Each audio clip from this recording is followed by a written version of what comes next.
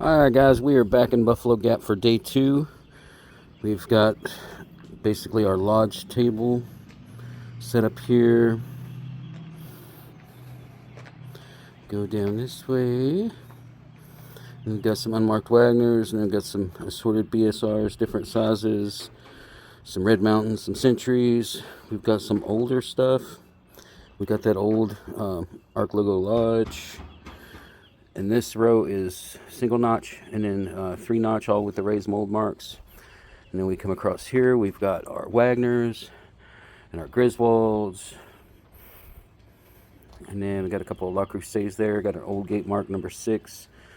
Got some griddles left, some of the older ones. We've got some toys, a couple of little stoves, the bank. We've got some La Crusade, another stove.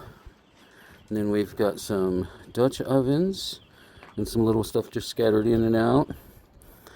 Got a little Magnolite roasterette. It's not a regular roaster, it's a roasterette. And then some bacon stuff. Not bacon, baking. Got some little aluminum stuff. Got some of the anodized Magnolite stuff. And then we've got our, the face mace. And then we've got 3 camp ovens and the old spotter.